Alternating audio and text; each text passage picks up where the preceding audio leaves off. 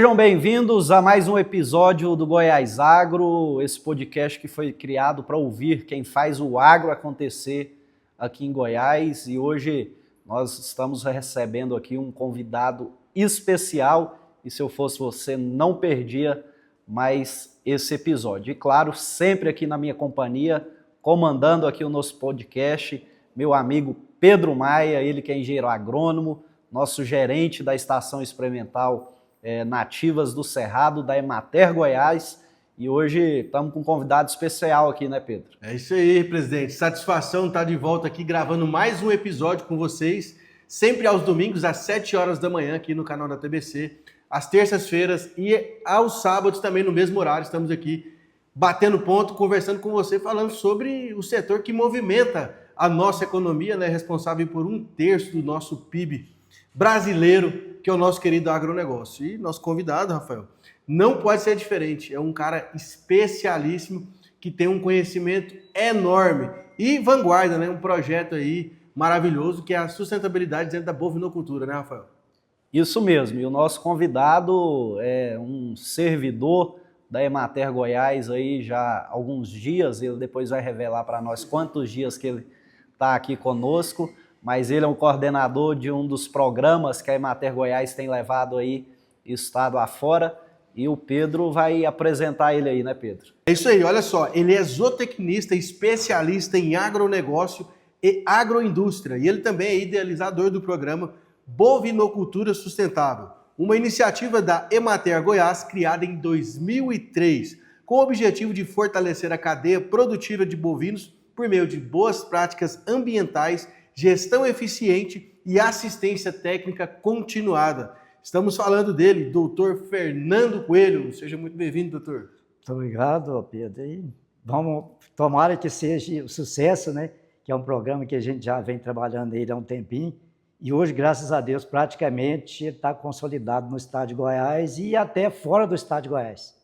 Para nós é uma satisfação a gente estar aqui, principalmente na Emater, como disse o presidente. A gente é um servidor da Emater e esse projeto foi desenhado, estudado e trabalhado em cima dos princípios da Emater da extensão rural.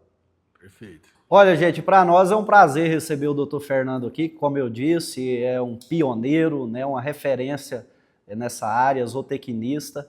E já quero iniciar aqui, doutor Fernando Coelho, perguntando ao senhor, porque esse programa da bovinocultura sustentável, né, foi iniciado aí, parece que no ano de 2003. Né? Então, como que iniciou isso? Como que foi essa iniciativa? O que levou vocês, né, a criar esse programa que tem sido aí um sucesso? Quando trabalha em pequena propriedade, quando eu entrei na Emater, eu tinha um propósito de deixar alguma coisa concreta na empresa e na extensão rural. E de acordo com as visitações que a gente fazia, pelo acompanhamento de assistência técnica, a gente via a dificuldade do pequeno produtor.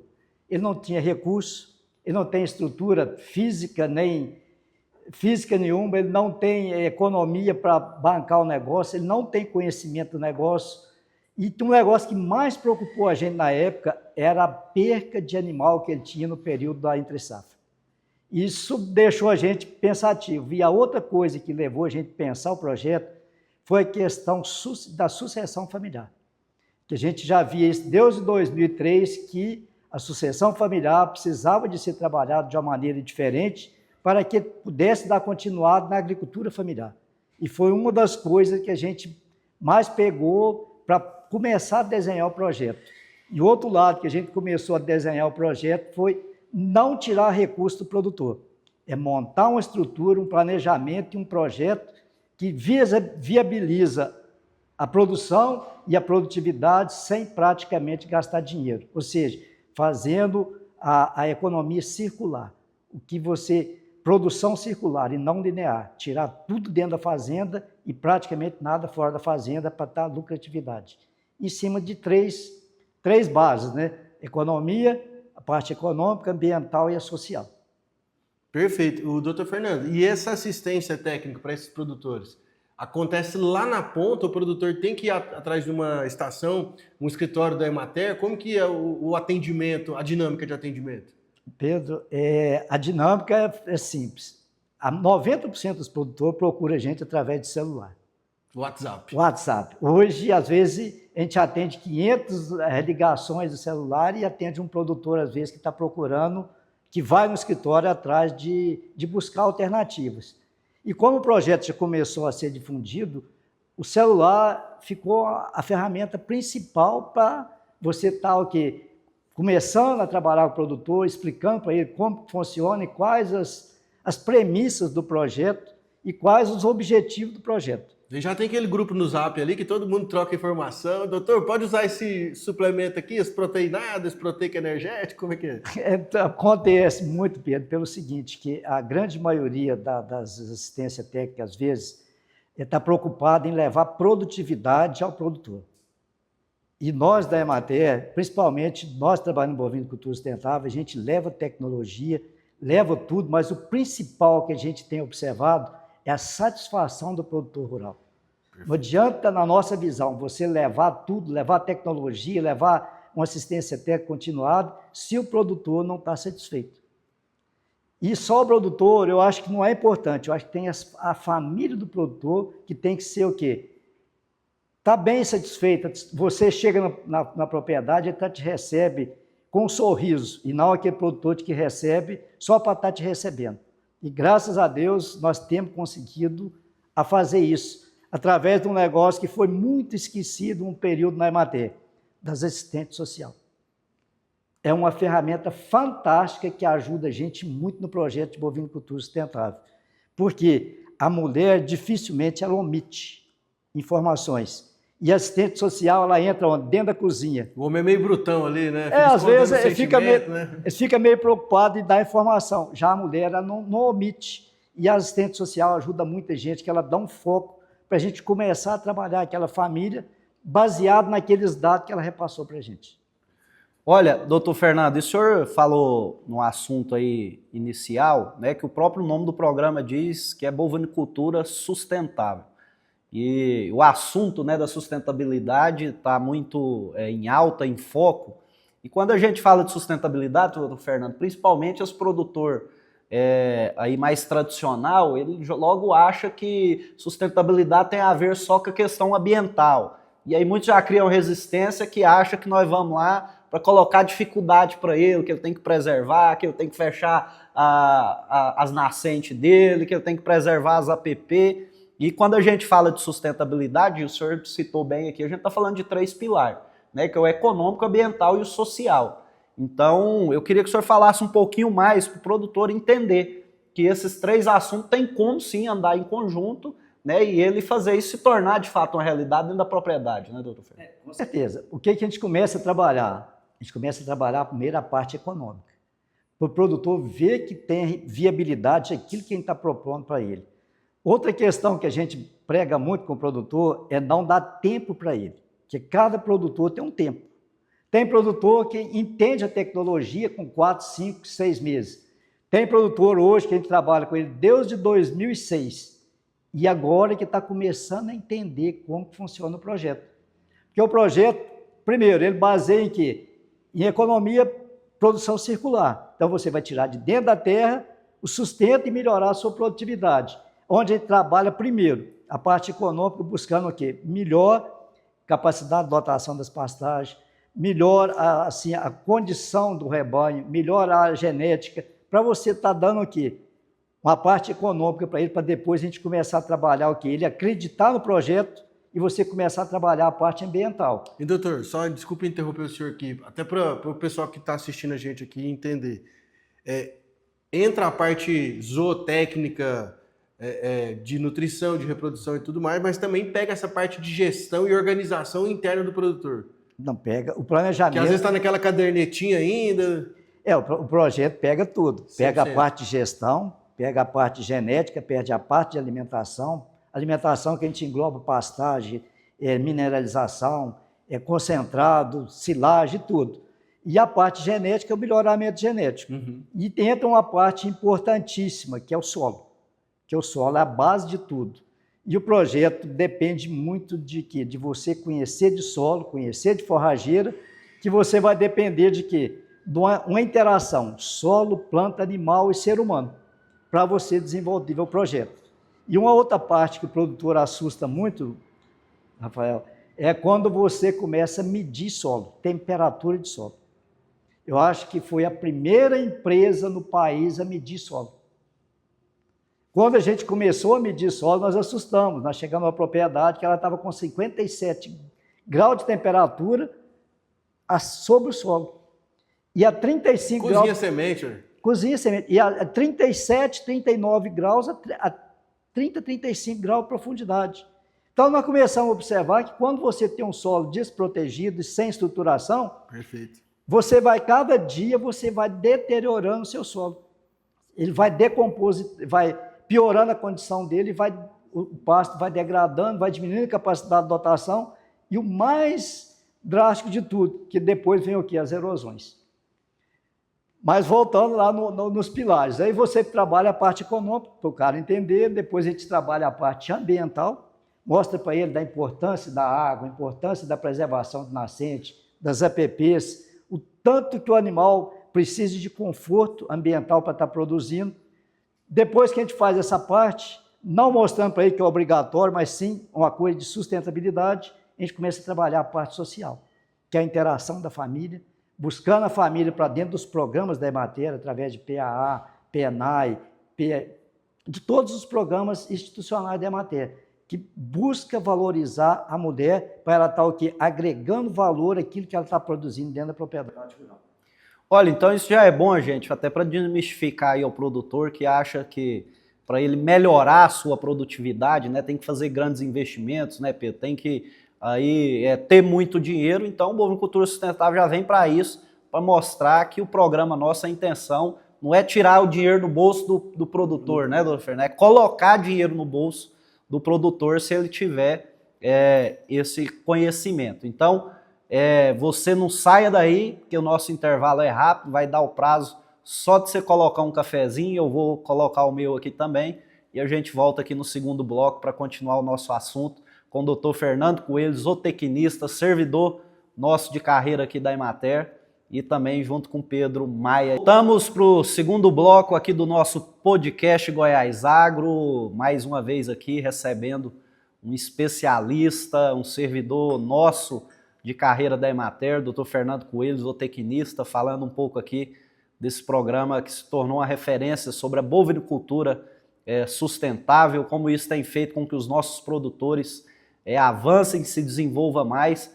Já falamos muita coisa bacana aqui, mas tem mais coisa aí para nós conversar, né, Pedro? Tem bastante coisa, viu, presidente? E vamos também trazer um recado importantíssimo, porque também nós estamos nas redes sociais, lá no @podcast Goiás Agro no Instagram. E se você perdeu algum dos nossos episódios, quer rever, quer revisitar, acessa também o nosso canal do YouTube, que está sendo postado lá todos esses episódios para você na íntegra. Então, revisita lá, que vai ser um prazer ter você também como inscrito dentro do nosso canal do YouTube. E a gente estava falando, né, presidente, o Fernando estava explicando sobre a questão da temperatura de solo, que a cobertura de solo é muito importante porque ela protege, né, tanto aquela microbiologia, a construção da estrutura de solo, que faz com que esse solo não perca, né, doutor Fernando, os nutrientes que vão ser transportados para os animais ali através da nutrição, né? Correto. Esse é um dos princípios da bovinocultura sustentável, né? Você ter uma cobertura de solo. Quando você tem a cobertura de solo, você praticamente mantém o solo, mesmo com temperatura acima de 40 graus ambiente, você lá no norte de Goiás, um Porangatu lá. Porangatu é grego. Mesmo você tendo a temperatura acima de 40, 45 graus, igual nós já pegamos várias oportunidades, você tendo um solo protegido, com a forragem em cima, a temperatura não passa de 50, 51 graus. E quando você não tem o solo protegido, ela chega a 60, 67 graus. E que o mais importante, Pedro, é abaixo do solo. Que quando você tem proteção, você não passa de 32 graus de temperatura de solo, que é a faixa ideal da forrageira estar desenvolvendo. É onde a gente costuma dizer para o produtor o seguinte, ele tem que começar a entender o manejo de pasto e a bovinocultura sustentável furando buraco. Um buraco até 30 centímetros de profundidade para ele medir o solo, para ver como que está ali, para ele começar a entender a parte de cima. Porque quando a parte de baixo está bem, a parte de cima é bem mais fácil de você estar trabalhando ela. E outro princípio da bovinocultura sustentável é que a gente não trabalha com altura de pastejo. Olha, é contraintuitivo, né? Porque todo mundo pensa altura de entrada, altura de saída. Altura de saída, justamente. A gente trabalha com o quê? Temperatura de solo e ponto vegetativo da planta. Quando a planta está com ponto vegetativo ideal, por isso que a gente não gasta nutriente. Que quando a gente pega a temperatura ótima do solo, uma situação boa de estruturação de solo, com a cobertura boa, com o manejo perfeito, você aumenta a capacidade de lotação sem praticamente gastar reposição de nutriente. Porque o nutriente que a forrageira está deixando sobre o solo, mais as fezes, mais a urina e mais o ponto vegetativo ideal, você consegue aumentar a capacidade de lotação, não só no período das águas, como no período da seca. Doutor Fernando, e eu quero chamar aqui um pouco a atenção sobre isso que o senhor falou, que de fato é um assunto interessante, né? Porque como o Pedro disse aqui, a gente está acostumado a ver ir para todo lugar o manejo levando em conta a altura de entrada, a altura de saída.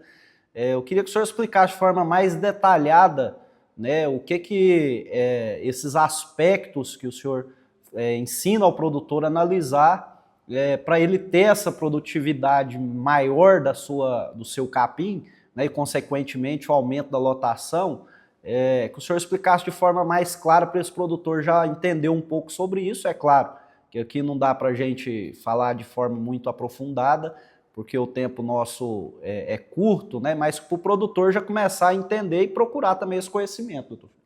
A maneira simples, primeiro é furar um buraco, mais ou menos de 30 centímetros, para olhar como que está o sistema radicular. Se o sistema radicular dele está tendo radicelas, se o sistema radicular está aprofundando, ou se ele está paralelo ou está subindo. Então, o primeiro passo para ele estar analisando. Se o sistema radicular está voltando, está significando que ele está voltando para buscar nutriente. Se está voltando para buscar nutriente, isso está falando para mim que o ponto vegetativo do capim vai estar mais baixo, porque ele está faltando nutriente para ele ter um desenvolvimento maior e um crescimento maior da planta e automaticamente o entre-nós da planta ser diferenciado. Quando você tem tudo normal, que o sistema radicular está descendo, significa que a planta está descendo, que ela está fortalecida, que o solo tem nutriente e que ela está buscando nutriente para fazer o vegetal crescer. E quando está fazendo isso, a gente passa para a parte aérea. Se a raiz está boa, a gente vai olhar a parte aérea. Qual a distância de uma folha para outra? O entre nós. Se eu tenho um sistema radicular perfeito, um solo perfeito, o entre nós vai ser maior. Quando o entre nós é maior, significa que eu vou ter a maior quantidade de massa verde por metro quadrado. E quando eu tenho esse sistema sintonizado desse jeito, eu tenho um outro fator fundamental, que é a brotação basal, que vai me dar o quê? O suporte, quando aquela planta terminar o ciclo vegetativo dela, já tem uma planta nova que vai aumentar a quantidade de massa. E o outro ponto que a gente observa nesse ponto vegetativo é o número de folha, que isso aí vai variar de variedade para variedade. Se eu tenho um braquiária brisanta, a gente trabalha aproximadamente num período de dezembro, ou seja, no período de verão, em torno de 5 a 6 folhas, que daria o ponto vegetativo ideal, onde o vegetal tem a maior quantidade de nutrientes, tem a maior quantidade de matéria seca e tem uma aceitabilidade grande pelo animal. Quando eu estou, por exemplo, trabalhando com um pânico, por exemplo, um mombás, eu vou ter em torno de 6 a 7 folhas, porque o entre-nós dele vai ser maior, o ponto de crescimento dele é mais rápido. Então, o produtor vai observar principalmente isso. O que o produtor mais questiona a gente, presidente? Mas e quando não está chovendo, tem por exemplo, um veranico. Como que eu vou observar esse número de folhas entre nós? O vegetal é a coisa mais ideal que tem. E ele ensina a gente. Quando está faltando aqui chuva, está faltando umidade no solo, ele cresce o entre nós menor. E o ponto dele de altura fica menor, mas a quantidade de folha é a mesma. Ou seja, se deu um veranico, está me falando que daqui a tantos dias eu vou ter menos quantidade de matéria verde e matéria seca do que se tivesse um tempo chuvoso. Doutor Fernando, e aí uma curiosidade minha particular também, que aí o senhor falou aí, né, de mombaça, de brisanta, também acredito que entra um piatã aí, mas Goiás a gente sabe que, né, que é uma terra antiga, né, digamos assim, de pecuária, né, que tem uma turma aqui que às vezes passa 20 anos sem reformar um pasto, né, é comum a gente ver solos degradados, né, realmente. E a gente encontra ainda, né, capim-jaraguá, a gente ainda encontra andropógon, né, muito, que são capins que têm um teor proteico interessante também. E também, como é que o senhor faz uma avaliação nesse sentido? Porque, por exemplo, às vezes aquele produtor lá do norte, nordeste de Goiás aí, tem muito capim-jaraguá por lá, né? Como é que é feita essa avaliação do jaraguá? Não, toda forrageira, Pedro, ela é produtiva. Agora, cada forrageira tem uma maneira de você analisar ela. Manejar ela. Manejar ela. Cada forrageira tem uma necessidade de nutriente. E cada forrageira tem um ponto de crescimento ideal e um tempo de crescimento ideal. O que acontece com o jaraguá? O jaraguá já é o contrário daquilo que nós falamos até agora. Você não pode esperar ele chegar a 5, 6 folhas. Porque quando ele chega a 5, 6 folhas, ele começa a dar aquela mancha na folha. E aquela mancha atrapalha a aceitabilidade pelo animal. Então, se você está trabalhando com jaraguá, você vai trabalhar de 3 a 4 folhas. Perfeito. Que aí ele vai te dar uma resposta boa. E o jaraguá tem um outro detalhe, Pedro, interessante. O sistema radicular dele não é igual ao de um brisanta, não é igual ao de um piatã, não é igual ao de um bombaça. O sistema radicular dele não é profundo, o sistema radicular dele é paralelo. Então, ele não desce muito, ele fica mais ou menos numa faixa de até 15 centímetros de profundidade. Então, ele é totalmente diferente dos outros. Já você citou um capim que para mim é fantástico, que chama andropólogo. Esse é top. O andropólogo, muita gente fala do andropólogo. É um dos melhores capim que nós temos no centro-oeste brasileiro. Bem adaptado, né? Bem adaptado, tem um nível de fósforo que nem outra forrageira tem. E tem um fator fundamental. Choveu, a brotação dele é rápida. E outro fator do andropólogo.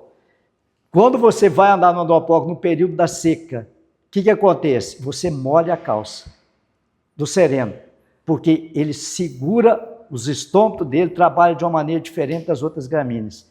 Mesmo no período seco, ele vai vegetar normalmente, só que não na mesma velocidade. Olha, gente, vocês viram aí que o Dr. Fernando realmente tem muita informação para nos repassar, né? E ele tem aí se esforçado para cada vez mais transmitir esse conhecimento a todos. Por isso que a bovinocultura sustentável se tornou, de fato, uma referência. Eu queria já aproveitar, doutor Fernando, para a gente mudar agora um pouco o nosso assunto, porque como a gente fala da questão econômica, né, do nosso produtor, entra também muita questão de gestão, né? A gestão dessa propriedade, o produtor entender que ele tem que tratar a propriedade dele realmente como uma empresa e como que isso também é trabalhado dentro desse programa, doutor Fernando. O programa tem uma planilha, Rafael, e a planilha a gente mostra para o produtor a cada mês, ou seja, a cada 30 dias no máximo, a gente faz uma visita ao produtor. E a gente levanta todos os dados econômicos dele. O que é o grande problema que a gente vê no produtor? Falta de anotar as coisas. E essa planilha que a gente trabalha dá esse suporte muito bom, porque a gente faz um negócio interessante. Pega todas as notas, as anotações deles e joga na planilha, e quando a gente fecha a visita, a gente levanta para ele e mostra o que está acontecendo dentro da propriedade dele. Se ela está tendo lucratividade, se ela não está tendo lucratividade, aonde que ele gastou muito, aonde que ele gastou pouco. E mostrando para ele da necessidade dele ter o quê? Um planejamento e uma gestão da propriedade. Porque o produtor não, a família rural precisa entender do negócio dela, que é a empresa rural que trabalha.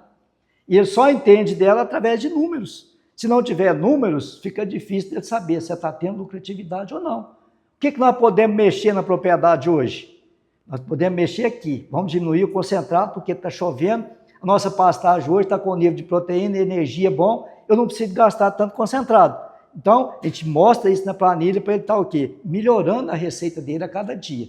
E a outra coisa da gestão da propriedade é mostrar para ele, porque ele não pode trabalhar só dentro da propriedade. Ele tem que entender o que acontece fora da porteira, o que o mercado está mostrando para ele. Às vezes o mercado, que eu falo ser produtor, ele não está vendendo leite, ele está vendendo o nome da fazenda dele, o nome dele. Ele não está vendendo bezerro, ele está vendendo o nome dele, ou seja, está vendendo a marca dele. Então ele tem que entender, se eu faço um produto bom, você vai me procurar no próximo ano. Se eu faço um produto melhor, você vai me procurar mais ainda. Então, uma das questões que você tem na gestão da propriedade, você a cada ano e a cada ciclo você vai melhorando e aperfeiçoando mais a questão de entender onde você pode gastar mais, onde você pode gastar menos, quais os gargalos que você tem na propriedade, quais os desafios e quais as oportunidades. Perfeito. O que eu achei interessante, doutor, é que reaproveita, né, mesmo, né, da propriedade, né? A ideia não é gastar mais. Não. A ideia é gastar de forma inteligente aqueles recursos que já tem disponíveis. E, doutor Fernando, e o programa, ele se aplica tanto a bovinos de corte quanto bovinos de leite ou só uma linha? Hoje, Pedro, nós temos propriedade de 3 jeitos. Temos propriedade de engorda, temos de leite, temos de cria e recria. Ele se adapta bem a qualquer tipo de situação. O produtor de leite é mais fácil dele adaptar, que normalmente o pequeno produtor e o produtor de leite, ele que trabalha na propriedade. E quando você pega cria e recria, às vezes você pega funcionário na propriedade. Então, demora um tempinho a mais para você ajustar e o funcionário está entendendo como procede aquele processo de crescimento da propriedade. E você falou um negócio interessante aí. Hoje, o que nós estamos aproveitando? O esterco e a urina do gado. Nós estamos fazendo biofertilizante com esterco e a urina do gado. E estamos melhorando o solo, jogando esse biofertilizante que é de graça em cima da propriedade e melhorando pastagem, melhorando área de silagem, melhorando toda a composição do solo dele através de tudo que ele produz dentro da propriedade rural.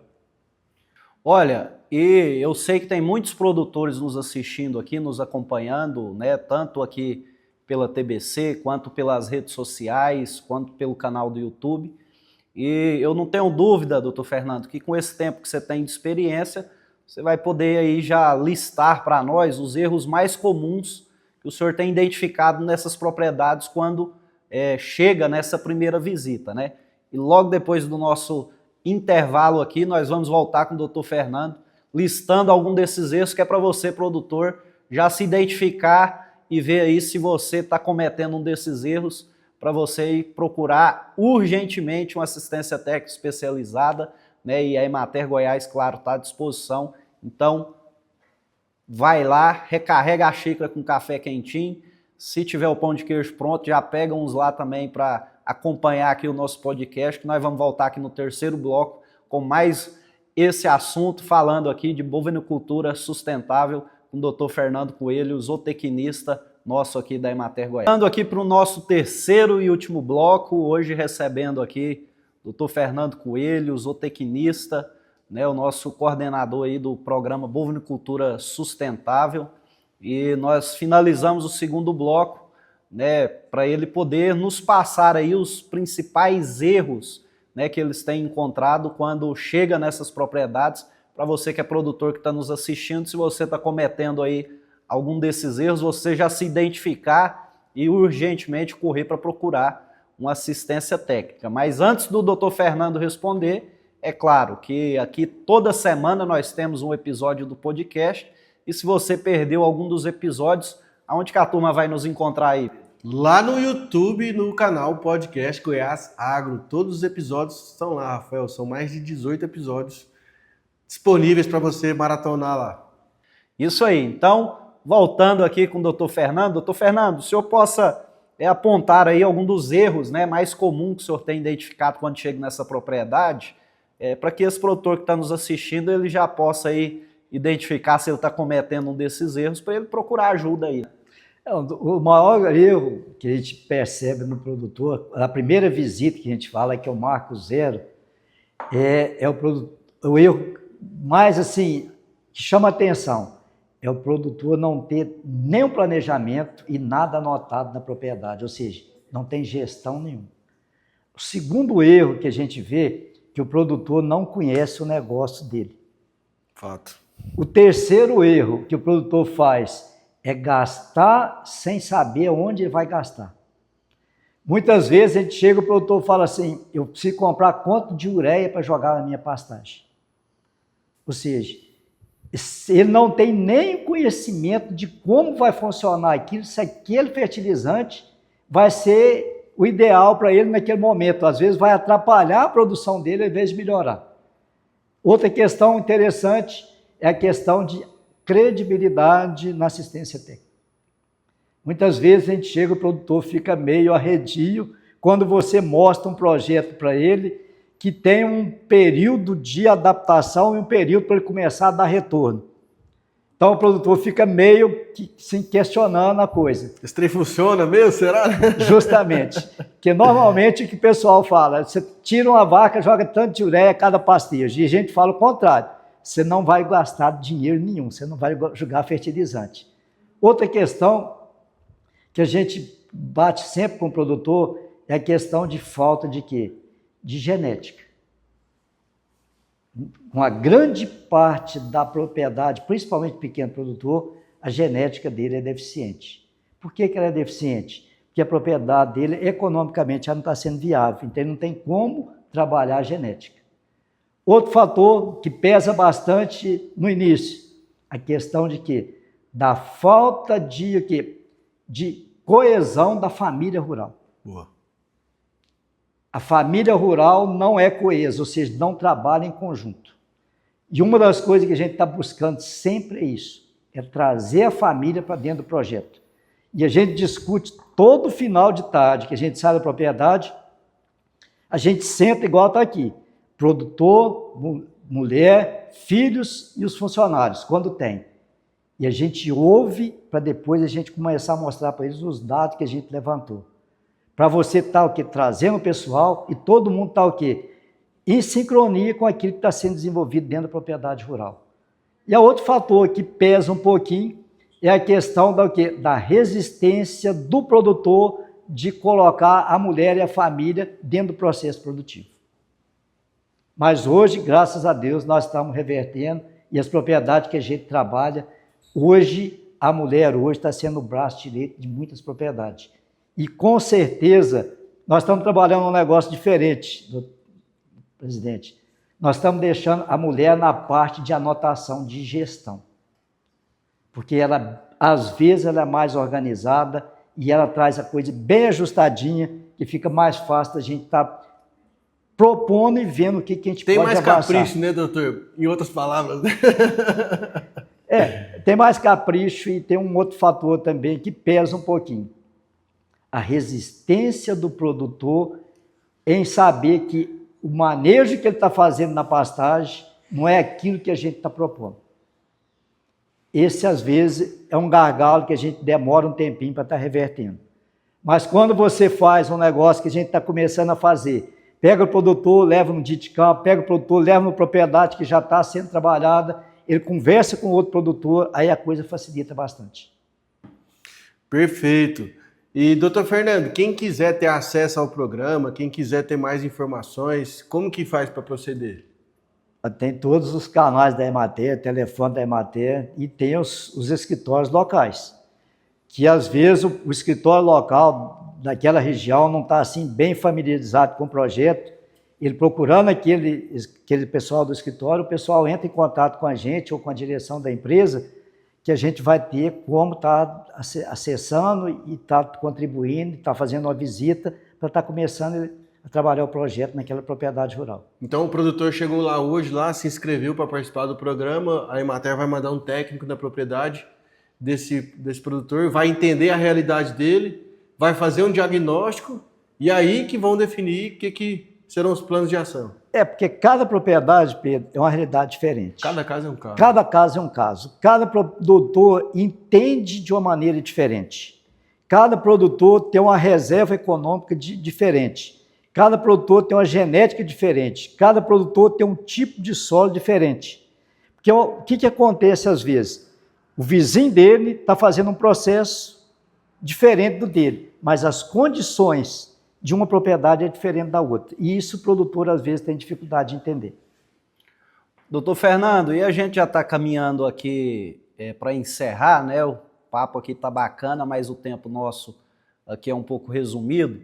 Mas eu queria ainda, Fernando, que o senhor nos relatasse, né, de todos esses anos aí que o senhor tem feito esse trabalho, acompanhado diversos produtores, qual foi assim o resultado mais marcante, né, que o senhor pode trazer aí à mente agora e compartilhar conosco, de algum produtor que vocês pegaram que estava com essa dificuldade e hoje já está com a realidade totalmente transformada? O senhor teria algum caso concreto e que realmente marcou o senhor ao longo desses anos? Nós temos vários produtores que têm um resultado positivo.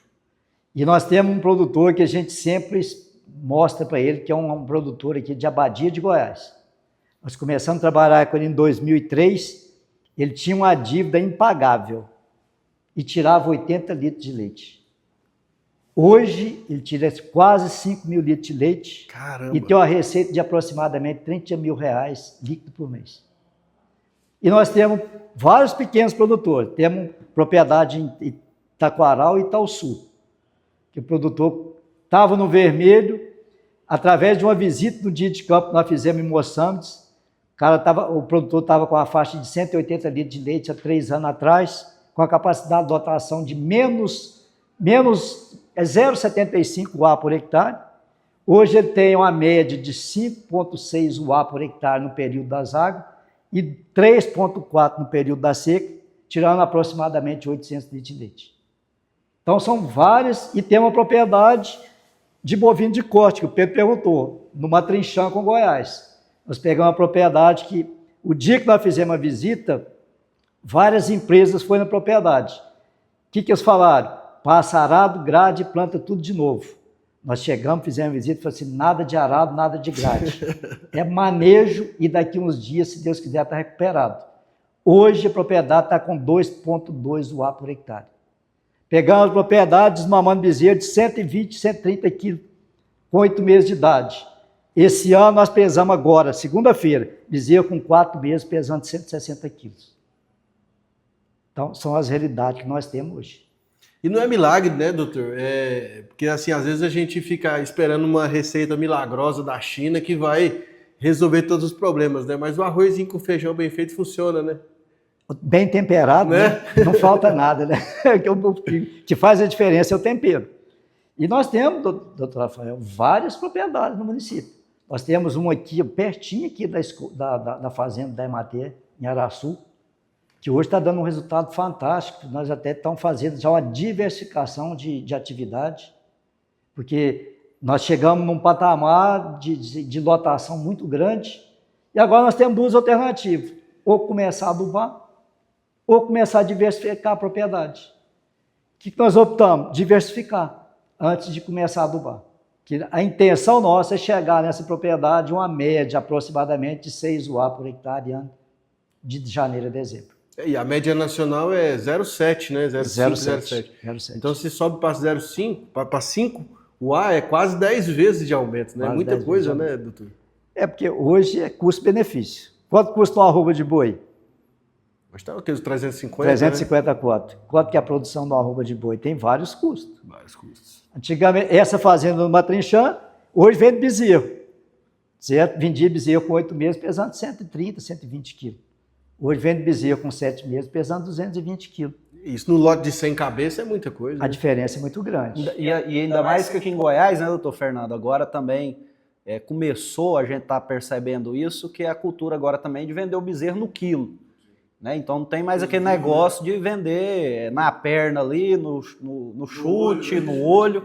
Né? Então, se você fizer uma conta aí rapidamente, você vai ver o impacto financeiro disso, dessa diferença do peso da desmama desse bezerro. E eu quero aproveitar aqui a nossa audiência para colocar à disposição dos produtores que estão nos assistindo, que achou o assunto interessante, doutor Fernando Coelho. E se esse produtor quiser, às vezes antes, né, de iniciar um trabalho na propriedade dele, fazer uma visita a um desses produtores, né, a gente quer colocar a Emater Goiás aqui à disposição, a gente articula aí para você fazer uma visita em uma dessas propriedades que já está tendo esses resultados para você realmente ver lá em loco que isso realmente tem dado certo, tem de fato colocado dinheiro no bolso do produtor, que essa que é a nossa missão maior aqui, é fazer o produtor ter rentabilidade, e é isso que o Bovinocultura Sustentável tem feito aí em todo o estado, com diversos casos de sucesso. Né? Então, agradecer mais uma vez aqui, doutor Fernando Coelho, a sua presença, a sua disponibilidade de estar aqui tendo essa troca de experiência conosco, e já pedi o senhor aí para deixar as considerações finais a todos aqueles que estão aqui nos assistindo e nos acompanhando aqui no podcast Goiás Agro. Eu agradeço, Pedro, a oportunidade, o Rafael a oportunidade, as jornalistas, né, da Emater pela disponibilização do programa, e dizer ao produtor que nós estamos cada dia tentando melhorar o nosso projeto, que nada nosso é fechado. Nós estamos buscando a cada dia aprofundar mais e buscar mais conhecimento em benefício do produtor rural. E dizer que nós estamos 24 horas à disposição para estar atendendo o produtor da melhor maneira possível, dentro de um parâmetro que é aquilo que a gente sempre fala. Não adianta a gente ter volume, a gente tem que ter qualidade às vezes. E uma coisa que a gente está pregando bastante, doutor Rafael, é o seguinte: trabalhar com o produtor que quer trabalhar. Produtor que dá resposta. Então, produtor, nós estamos aí à disposição e, com certeza, daqui a uns dias, se Deus quiser, nós vamos estar triplicando esse projeto que hoje já está bem difundido no estado de Goiás e até fora do estado de Goiás.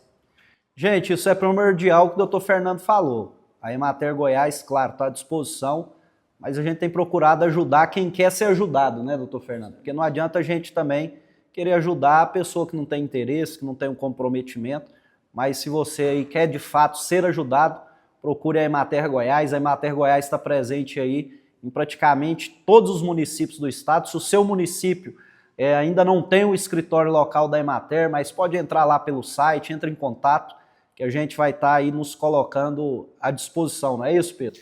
É isso, parabéns, doutor Fernando, pelo trabalho aí, pelo legado aí à frente do programa, né, que tem feito a diferença aí realmente na ponta para os nossos produtores, né, a Emater está aí à disposição, né, como o presidente já falou. Então, eu queria agradecer também aí toda a nossa equipe aqui, que hoje nós fizemos um estúdio diferente aqui, né, a gente vai trazer agora cenários dinâmicos, né, Rafael? Eu quero gravar um lá no meio dos piqui agora, você não quer não? É isso aí, eu falei para a turma aí, vamos tentar ver um formato aí para a gente sair um pouco do estúdio, né, ô Pedro? A gente que gosta do agro, a gente fica incomodado de estar em lugar fechado, né? Então, por isso que hoje o cenário está um pouco diferente. A cada episódio, provavelmente, nós vamos estar aí num cenário diferente, buscando cada vez mais essa interatividade. Então, se você quer acompanhar aí os demais episódios, né, depois vai lá no YouTube, põe lá Podcast Goiás Agro, que vai estar todos os episódios, e também nas nossas redes sociais, né, Pedro? É isso aí, @podcast Goiás Agro, segue lá, tamo junto. E aproveita, gente, segue lá também, né, o Instagram da Emater Goiás, para você conhecer um pouco mais do trabalho que a gente tem feito aqui em Goiás. E claro, vou aproveitar também para deixar aqui, né, a minha rede social pessoal, @Rafael Gouveia Oficial, também a gente sempre tem postado lá esse trabalho, e também a do Pedro Maia, né, Pedro? Segue a gente lá, @por Pedro Maia, por de goiano mesmo. E mais uma vez, gente, obrigado pela sua companhia, continue aí nos acompanhando a cada semana, um novo convidado, um novo episódio, e sempre trazendo assuntos aqui do agro do nosso estado, do país, né, falando aqui desse segmento que é a locomotiva da nossa nação. Obrigado pela sua audiência, obrigado pela sua companhia e continue nos acompanhando.